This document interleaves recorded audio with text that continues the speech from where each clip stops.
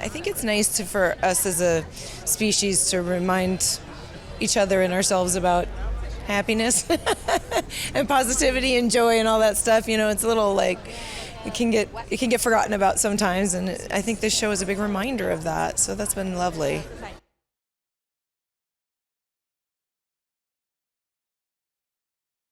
I think May takes no prisoners, and she's not going to give you an easy ride, but she's been there and done it and come back round the block a few times, I think. So she understands human beings. The boys call me the boss. We have a WhatsApp group and the boys call me the boss.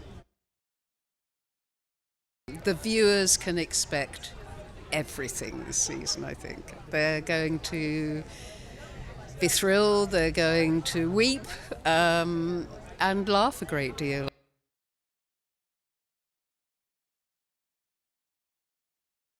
We come from an improv background, but when Jason was first saying to me and Joe Kelly, like, hey, we should make this a show, my first thought was like, oh my gosh, yeah, we just get up there and riff all day. Like, no. It should be 99% scripted. Like, oh. And that has carried through still. We do a little bit of ad-libbing at like the end of a take, but for the most part, the stuff is on the page, and we're being pretty faithful to it.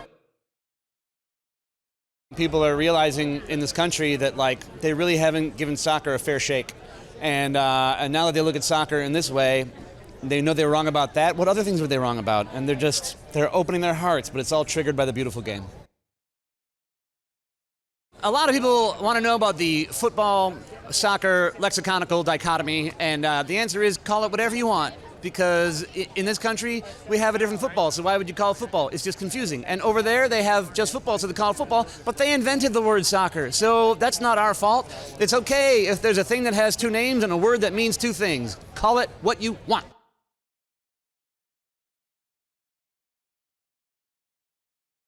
Actually, I'm really, really surprised at the amount of fans. I've never heard so many people scream my name all at once. It was overwhelming, but honestly, this show would be nothing without the fans. The fans are the key part that makes Ted Lasso Ted Lasso.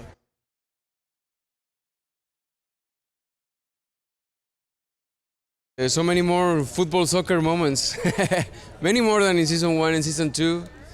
We saw how season 2 ended, and there's going to be lots of rivalry with West Ham.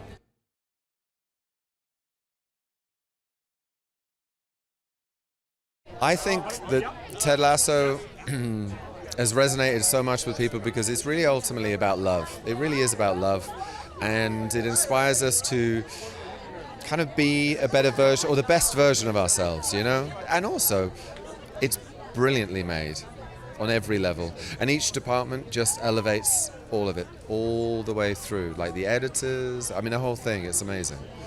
Yeah.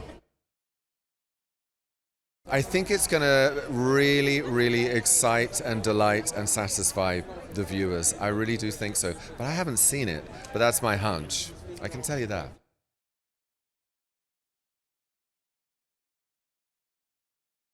Jason Sudeikis here, and we are at the season 3 premiere of Ted Lasso on Apple TV Plus, and yeah, welcome. I mean, season 3 is, one of the big themes is basically taking this family that we've got to know, AFC Richmond and the individuals within it, to sort of see how they congeal as a family and then go against, external influences and some internal ones too.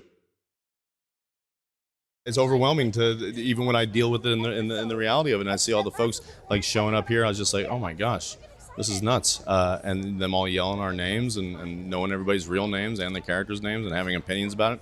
It's been lovely. But yeah, I don't think anybody really writes a comedy to instill hope in people necessarily. Maybe incidentally, and I know laughter certainly helps me get through hard parts of my life. So if we provided that, that's fantastic. That's gravy.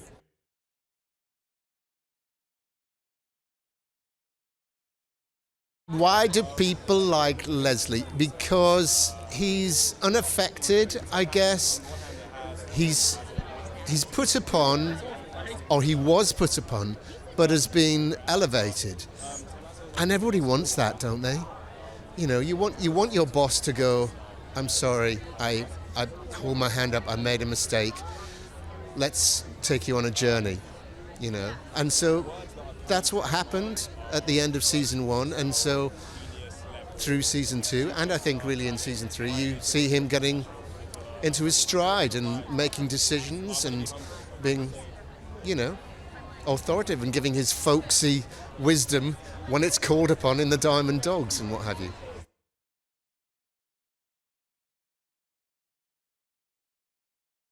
People love the show because it's very relatable. You know, it deals with issues that they probably dealt with in their life, and they can relate to it. I felt that when I watched it.